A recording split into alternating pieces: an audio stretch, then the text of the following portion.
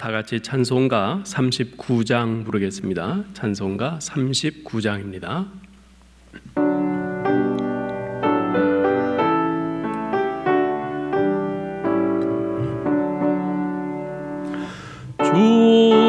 주은혜를 받으려 모인 성도들, 주 크신 뜻 깨닫게 하옵소서. 내 고통의 멍에를 다 벗게 되니 날 구속하신 이름 찬양하리. 주 우리를 곁에서 인도하시니 그 거룩한 나라가 이루어지네. 저 마귀와 싸워서 늘 승리하니 큰 영광 주께 돌려 찬양하리. 주 우리의 방패와 창검 되시니 나 승리의 주님을 따릅니다. 큰 환난을 당할 때 늘 도우시니 승전가 높이 불러 찬양하리. 아멘.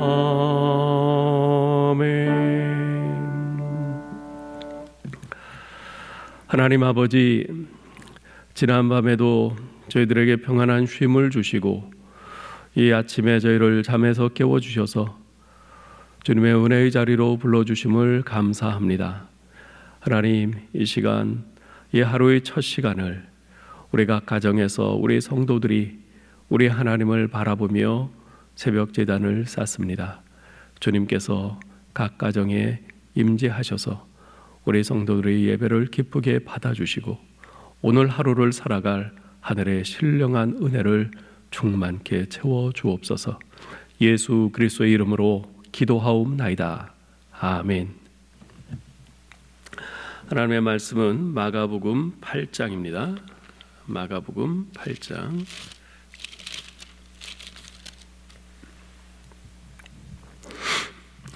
8장 1절부터 26절까지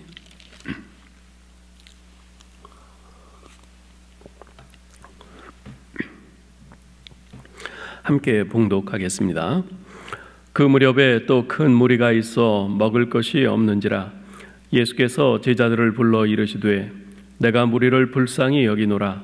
그들이 나와 함께 있은지 이미 사흘이 지났으나 먹을 것이 없도다. 만일 내가 그들을 굶겨 집으로 보내면 길에서 기진하리라. 그 중에는 멀리서 온 사람들도 있느니라. 제자들이 대답하되 이 광야 어디서 떡을 얻어 이 사람들로 배부르게 할 수 있으리이까?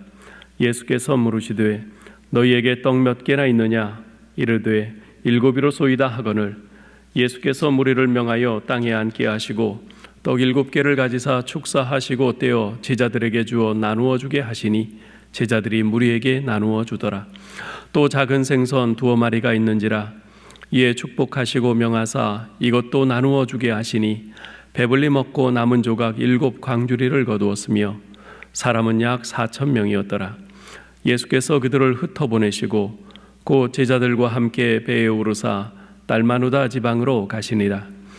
바리새인들이 나와서 예수를 힐난하며 그를 시험하여 하늘로부터 오는 표적을 구하거늘 예수께서 마음속으로 깊이 탄식하시며 이르시되 어찌하여 이 세대가 표적을 구하느냐?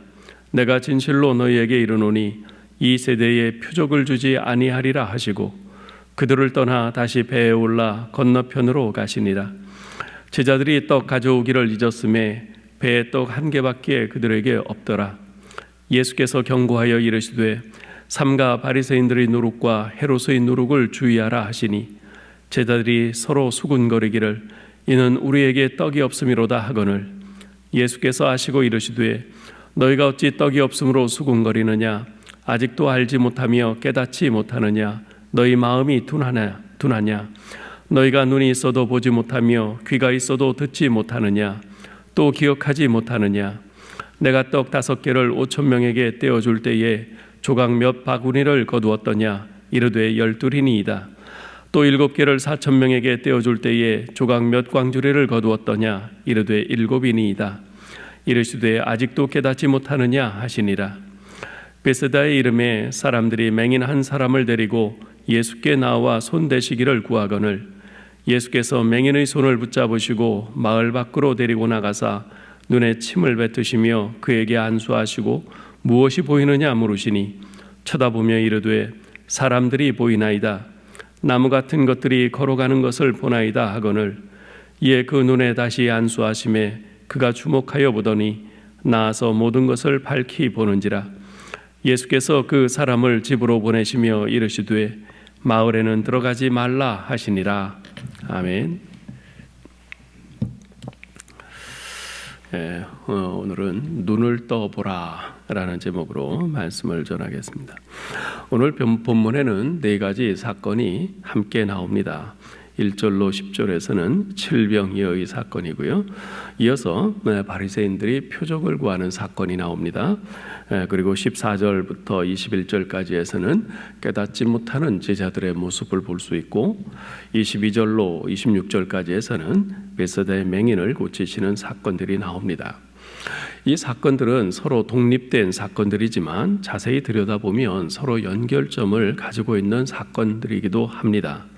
그 연결점이 매우 중요한데요. 그 연결점은 2가지입니다. 첫째는 깨닫지 못하는 사람들이 바로 그 각 사건의 연결점입니다. 먼저 칠병이의 사건을 보시면 예수님께서 제자들을 불러 말씀하세요. 2절 3절 내가 무리를 불쌍히 여기노라 그들이 나와 함께 있은지 이미 사흘이 지났으나 먹을 것이 없도다. 만일 내가 그들을 굶겨 집으로 보내면 길에서 기진하리라. 그 중에는 멀리서 온 사람들도 있느니라. 그러자 제자들이 대답합니다. 이 광야 어디서 떡을 얻어 이 사람들로 배부르게 할 수 있으리까? 여러분 바로 앞에 6장에 나오는 오병이어의 이적 사건과 거의 동일한 상황입니다. 그런데 제자들은 그 사건을 전혀 기억하지 못하는 것 같아요. 앞서 행하신 그 오병이어의 이적 사건과 이 사건 간에 얼마간의 시간차가 있었는지는 잘 모르겠지만 기껏해야 1년도 안 지났을 겁니다. 불과 서너 달일 겁니다. 그런데 그토록 놀라운 아주 엄청난 이적 사건을 어떻게 그렇게 까맣게 잊어버릴 수 있었을까? 게다가 그 제자들은 소문으로 들은 것도 아니고 멀리서 본 것도 아니에요. 바로 예수님 옆에서 그 일을 수종든 사람들 아니겠어요? 생생하게 그 놀라운 오병이어의 사건을 체험한 사람들이에요. 그럼에도 불구하고 그 놀라운 사건을 까맣게 잊고 있다는 것이 더 놀랍습니다. 2번째 사건은 바리새인들이 와서 예수님께 표적을 구한 사건입니다. 본문 11절에 보면 바리새인들이 나와서 예수를 힐난하며 그를 시험하여 하늘로부터 오는 표적을 구하였다고 말합니다. 여기서 하늘로부터 오는 표적이란 하늘로부터 나타나는 이적이란 뜻이 아니라 하나님으로부터 오는 이적이란 뜻입니다. 즉 바리새인들은 예수님께 당신의 능력과 권위가 하나님이 주신 것임을 입증해 보라는 것이죠. 예수님에 대한 그들의 불신과 적대감을 그대로 보여주는 것입니다. 앞에서 우리가 본 것처럼 병들어 부정하다고 취급받던 사람들이 예수님을 만나서 온전히 깨끗함을 입었습니다. 율법에 의해 더럽다고 판정이 나서 마을 밖에 머물러야 했던 나병 환자도 혈루증이 걸린 여인도 예수님을 만난 후 정결함과 새 생명을 얻었습니다. 귀먹고 말 더듬는 자가 예수님을 만나 말할 수 있게 되었죠. 굶주린 사람들은 마치 그 옛날 광야에서 조상들이 하늘에서 내려온 그 만나를 먹고 배불렀듯이 실컷 먹고도 몇 광주리가 남는 그 체험을 2번씩이나 했습니다. 마치 이사야서 35장 5절로 6절에서 그때 맹인의 눈이 밝을 것이며 못 듣는 사람의 귀가 열릴 것이며 그때 저는 자는 사슴같이 뛸 것이며 말 못하는 자의 혀는 노래하리니 이는 광야에서 물이 솟겠고 사막에서 시내가 흐를 것임이라 라고 예언된 것처럼 오래전 이사야 선지자가 내다본 그 메시아의 날이 온 것 같은 놀라운 일들이 계속 일어난 겁니다. 그런데 이 모든 증거가 바리새인들에게는 아무런 증거가 되지 않았어요. 그들은 오히려 이런 일들로 인해서 백성들의 마음이 자신들을 떠나지 않을까 하고 두려워했습니다. 이처럼 예수님께서 많은 이적을 행하셨고 그것을 알고 있음에도 불구하고 계속해서 부정하고 의심하면서 또 하늘로부터 오는 다른 표적을 내보이라 라고 하는 이 바리새인들, 이들은 보기는 보아도 깨닫지 못하는 그런 맹인들의 다름이 아니었던 것입니다. 더군다나 그들의 태도는 표적을 보여주면 보고 믿겠다는 것이 아니었어요. 오히려 저 예수는 절대로 그런 표적을 보여줄 수 없어 하면서 아예 처음부터 불신하고 비아냥거리는 것입니다. 그들의 태도는 예수님의 활동과 말씀을 중립적인 시각으로 알아보려는 것이 아니라 악의적으로 예수님을 시험하고 공격할 근거를 확보하려는 것이었죠. 세 번째 사건은 14절로 21절에 기록된 제자들의 모습인데요. 바리새인들과 사두개인들의 이 완악함을 책망하신 예수님께서는 제자들과 함께 배를 타고 갈릴리 호수 건너편으로 가셨습니다. 그런데 급히 오는 바람에 제자들은 떡을 가져가는 것을 깜빡했어요. 떡이 하나밖에 없었어요. 제자들이 그처럼 떡 생각에 골몰해 있는데 예수님께서는 조금 전에 하시던 말씀에 이어서 제자들에게 바리새인들의 누룩과 헤롯의 누룩을 주의하라고 경고를 하십니다. 그러자 제자들은 예수님의 말씀을 즉각 이해하지 못하고 떡에 대해서 수군거리기 시작했어요. 16절 보세요. 제자들이 서로 수군거리기를 이는 우리에게 떡이 없음이로다 하거늘. 이 누룩은 떡을 만들 때 집어넣는 발효제입니다. 이스트예요. 그래서 제자들은 쉽게 이 누룩과 떡을 연결해서 생각한 것 같습니다. 자, 그러면 예수님이 말씀하신 이 바리새인들의 누룩과 헤롯의 누룩이란 무엇을 의미하는 걸까요? 동일한 사건을 기록하고 있는 마태복음 16장 6절과 12절에 보면 이것을 바리새인과 사두개인들의 누룩이라고 하시면서 이것은 곧 바리새인과 사두개인들의 교훈을 의미한다라고 예수님께서 말씀하셨어요. 교훈입니다. 특별히 누룩이라고 비유해서 말씀하셨는데요. 거기에는 특징이 있어요. 이 누룩이란 게 뭡니까? 전염성. 예. 누룩은 잘 퍼집니다. 따라서 예수님께서는 제자들에게 너희는 바리새인들과 헤롯 또는 사두개인들의 교훈에 물들지 않도록 주의하라 이렇게 경고하시는 것입니다. 여기서 바리새인들의 누룩, 바리새인들의 교훈이란 외식적인 신앙을 뜻합니다. 그들의 외식적인 신앙은 백성들 속에 퍼져서 살아계신 하나님을 잊어버리게 하고 그분의 아들 예수 그리스도의 복음의 말씀을 받아들이지 못하게 합니다. 오늘날도 이 외식적인 신앙으로 참 복음의 정신을 잊고 살아가는 신자들이 얼마나 많은지 모릅니다. 또한 헤롯의 누룩 또는 사두개인들의 누룩이란 세속주의를 뜻합니다. 그들은 이 땅에서 잘 먹고 잘 살고 좋은 것 누리는 것에만 관심이 있었지 부활과 내세에 대해서는 전혀 관심이 없었습니다. 아니 믿지도 않았습니다. 그들은 무늬만 신앙인일 뿐 철저한 세속주의자들이었습니다. 이렇듯 예수님께서는 누룩을 바리새인들과 헤롯의 교훈에 대해서 말씀하신 것인데 제자들은 너무 떡 가져오지 않아서 하나밖에 없는 것, 떡 하나밖에 없어서 이거 어떡하지? 그 생각에만 골몰해 있다 보니까 예수님의 말씀을 오해한 것입니다. 아, 우리가 떡을 가져오지 않아서 예수님이 구중하시는구나 생각한 거죠. 그러나 만일 그들이 예수님께서 바리새인과 헤롯의 누룩이라고 말씀하신 점을 귀담아 들었다면 이런 오해는 피할 수 있었을 겁니다. 그런데 너무 떡 생각만 골몰하다 보니까 바리새인과 헤롯 그 말은 싹 못 듣고 누룩 그것만 들은 것이에요.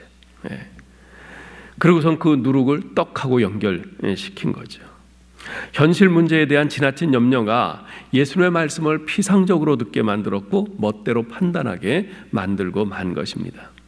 제자들의 수군거림과 떡에 대한 걱정을 하신 예수님께서 제자들에게 뭐라고 하세요? 17절 18절 보세요. 너희가 어찌 떡이 없으므로 수군거리느냐? 아직도 알지 못하며 깨닫지 못하느냐? 너희 마음이 둔하냐? 너희가 눈이 있어도 보지 못하며 귀가 있어도 듣지 못하느냐? 또 기억하지 못하느냐? 책망하십니다. 사실 오병이어의 기적과 이 칠병이어의 이적을 체험한 지 불과 얼마 지나지 않았음에도 불구하고 당장 떡이 없어서 걱정하는 제자들을 보면서 예수님께서는 무척 안타까워하셨어요. 그들에게 바리새인과 헤롯의 누룩을 주의하라 하신 말씀은 그들의 외식적인 신앙과 세속주의에 전염되지 않도록 경계하라는 엄중한 경고의 말씀입니다. 그렇지만 그들은 현실적인 문제에 골몰하느라 그 예수님의 말씀의 교훈을 깨달을 수가 없었죠. 그들은 자신도 모르는 사이에 바리새인과 헤롯의 누룩에 물들어가고 있었던 것입니다. 오늘날 점점 많은 사람들, 특히 교회 내의 신자들이 이러한 외식적인 신앙과 세속주의에 전염되어 가고 있습니다. 우리는 어떻습니까? 우리는 아니라고 그렇게 자신 있게 말할 수 있는지요? 넷째 사건은 22절 이하에 나오는데요. 벳세다에서 맹인을 고치신 사건입니다. 이 사건은 마가복음에만 나오는 매우 독특한 사건입니다. 어떤 면에서 독특하냐 하면 이제까지 예수님께서 다른 환자들, 맹인을 포함해서 다른 환자들을 고치실 땐 단번에 고치셨어요. 그런데 이 경우에만 두 단계에 걸쳐서 고치신 것입니다. 여러분 23절로 25절 보세요. 예수께서 맹인의 손을 붙잡으시고 마을 밖으로 데리고 나가사 눈에 침을 뱉으시며 그에게 안수하시고 무엇이 보이느냐 물으시니 쳐다보며 이르되 사람들이 보이나이다. 나무 같은 것들이 걸어가는 것을 보나이다 하거늘 이에 그 눈에 다시 안수하시며 그가 주목하여 보더니 나아서 모든 것을 밝히 보는지라. 두 단계에 걸쳐 고치셨어요. 어째서 이 경우에만 두 단계에 걸쳐서 고치신 것일까요? 이 맹인의 상태가 매우 중증이라서 예수님이 단번에 고치지 못하신 것일까요? 그렇지 않습니다. 이 사건은 제자들에게 아주 중요한 교훈을 주시기 위한 예수님의 의도된 행동입니다. 앞서 4장 11절에서 말씀하신 바와 같이 예수님께서는 이미 제자들에게 하나님 나라의 비밀을 주셨어요. 그럼에도 불구하고 지금까지 제자들이 보인 모습은 예수님의 가르침을 깨닫지 못하는 우둔한 모습이었습니다. 이미 살펴본 것처럼 오늘 첫 번째 사건에서 제자들은 불과 얼마 있었던 그 오병이어의 사건을 까맣게 잊어버리고는 이 광야 어디서 떡을 얻어 이 사람들을 배부르게 할 수 있겠습니까? 되묻는 우둔함을 보였어요. 바리새인들은 예수님께서 행하신 그 수많은 이적들을 의도적으로 외면하면서 하늘로부터 오는 표적을 보이라 요구해요. 바로 앞에 14절 이하에서도 예수님께서 삼가 바리새인들의 누룩과 헤롯의 누룩을 주의하라 경고하실 때 제자들은 엉뚱하게 떡이 없어요. 걱정하지 않았습니까? 제자들이나 바리새인들이나 오늘 그 앞에 나타난 세 가지 사건을 모두 보면 그들은 보면서도 깨닫지 못하고 있습니다. 이것은 사물을 보기는 보는데 시력이 완전히 회복되지 않은 이 맹인의 상태와도 같습니다. 물론 바리새인들은 눈에 보이는데도 의도적으로 눈을 감고 안 보려는 것이었지만요. 제자들은 예수님께서 맹인에게 두 번째 안수하셔서 완전히 시력이 회복되어 모든 것을 볼 수 있는 그런 영적 상태까지 이르러야 하는 것이었습니다. 그래서 예수님께서는 바로 이 교훈을 주시기 위해서 이렇게 두 단계로 고치신 것이. 우리도 마찬가지입니다. 그저 입으로 신앙 고백하는 것이 다가 아닙니다. 입으로 하는 신앙 고백처럼 진짜 그것을 믿음으로 붙잡고 살아가야 합니다. 그것이 온전한 제자입니다. 아무쪼록 보기는 보되 사람을 보면서도 나무 같은 것들이 걸어다닙니다 라고 말하는 이 갓나나에게와 같은 그런 제자에서 이제는 모든 것이 밝히 보입니다 외치면서 믿음으로 순종하는 성숙한 제자로 자라가는 여러분 되시기를 바랍니다. 오늘 본문에서 우리가 발견해야 할 두 번째 중요한 연결점은 바로 예수님의 모습입니다. 맨 앞에 칠병이어의 이적 사건에서 예수님께서 뭐라고 하세요? 내가 무리를 불쌍히 여기노라. 불쌍히 여기노라. 그들이 나와 함께 있은 지 이미 사흘이 지났으나 먹을 것이 없도다. 만일 내가 그들을 굶겨 집으로 보내면 길에서 기진하리라. 예수님께서는 배를 골아가면서 며칠씩이나 말씀을 듣겠다고 쫓아오는 그 무리를 불쌍히 여기시고 그들의 허기짐을 안타까워하셨어요. 그 두 번째 사건, 하늘로부터 오는 표적을 구하는 바리새인들에 대해서는 예수님께서 마음속으로 깊이 탄식하셨습니다. 깊이 탄식하셨어요. 그러면서 12절에서 말씀하시죠. 어찌하여 이 세대가 표적을 구하느냐? 내가 진실로 너희에게 이르노니 이 세대에 표적을 주지 아니하리라. 이제까지 많은 이적을 보여주었음에도 불구하고 끝까지 믿기를 거부하고 오히려 또 다른 증거를 내보이라고 하는 그 바리새인들과 불신앙의 세대에 대해서 탄식하시며 분노하신 것입니다. 한편 떡이 없다고 걱정하면서 수군거리는 제자들을 향해서 뭐라고 하세요? 너희가 어찌 떡이 없으므로 수군거리느냐? 아직도 알지 못하고 깨닫지 못하느냐? 너희 마음이 둔하냐? 너희가 눈이 있어도 보지 못하며 귀가 있어도 듣지 못하느냐? 또 기억하지 못하느냐? 21절에서도 그러시죠. 아직도 깨닫지 못하느냐? 예수님께서는 주님과 함께 있으면서도 세상의 근심, 걱정에 여전히 전전긍긍하면서 깨닫지 못하는 그 제자들의 불민함에 안타까워하셨습니다. 이처럼 예수님께서는 불쌍한 무리들로 인해서 가슴 아파하시고 안타까워하셨고 완악한 바리새인들로 인해서 마음 깊이 탄식하셨어요. 그리고 물질적이며 세상적인 것들에 마음이 막혀서 깨닫지 못하는 제자들로 인해서 안타까워하시고 실망하셨습니다. 이 땅에 오신 예수님의 삶은 걸음걸음 이처럼 마음의 상처로 가득 채워지는 삶이었습니다. 그러나 주님께서는 그 상처받는 것을 결코 피하지 않으셨습니다. 오히려 상처를 기꺼이 받으시면서도 사람들을 계속 치유해 나가셨어요. 그것이 마지막에 기록된 베세다의 맹인을 고치신 사건이죠. 칠병이의 사건이나 표적을 구하는 바리새인들의 사건이나 깨닫지 못하는 제자들의 그 모습을 보면서 계속해서 예수님 마음엔 상처가 쌓여갔지만 그럼에도 불구하고 예수님은 결코 자신이 받은 그 소명을 포기하지 않으셨어요. 계속 사람들을 치유해 가셨어요. 주님은 상처 입은 치유자이셨습니다. 우리는 예수님으로 말미암아 치유된 사람들입니다. 그러나 우리는 여전히 이 땅에 살아가면서 상처를 받을 수밖에 없는 사람들입니다.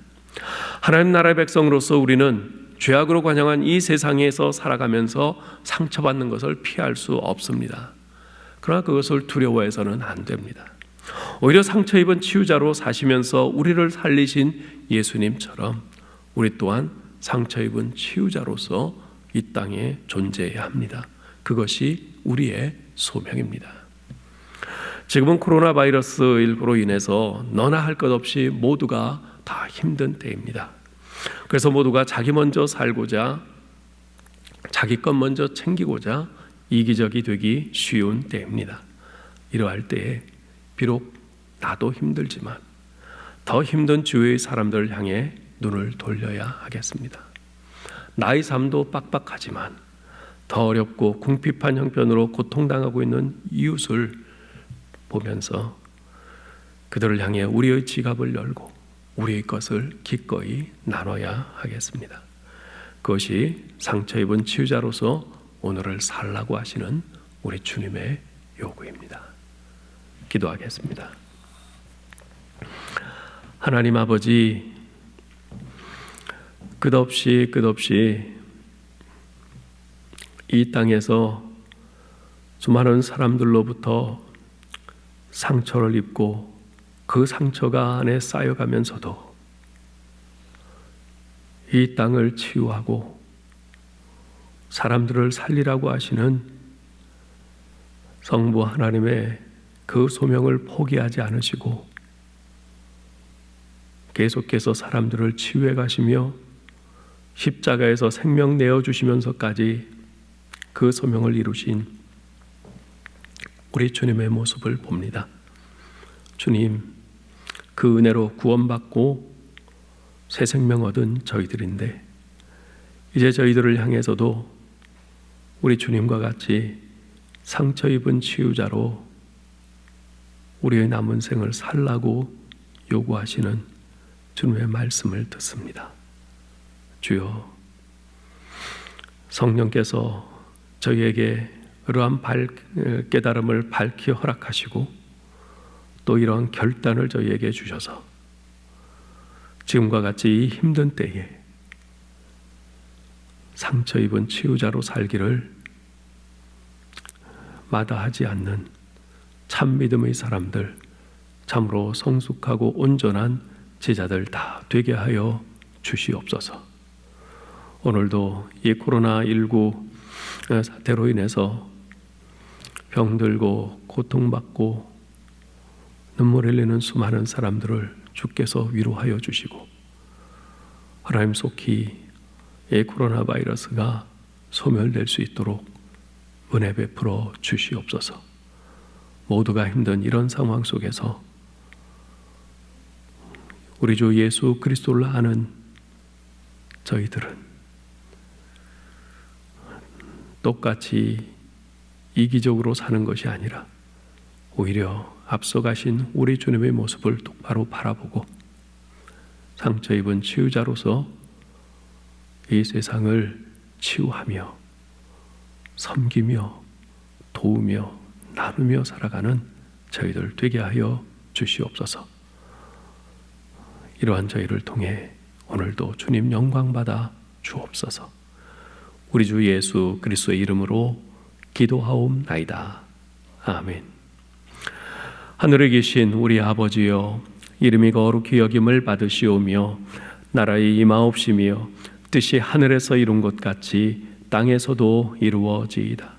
오늘날 우리에게 일용할 양식을 주옵시고 우리가 우리에게 죄 지은 자를 사하여 준 것 같이 우리 죄를 사하여 주옵시고 우리를 시험에 들게 하지 마옵시고 다만 악에서 구하옵소서. 대개 나라와 권세와 영광이 아버지께 영원히 싸움나이다. 아멘. 자유롭게 개인적으로 기도하시기 바랍니다.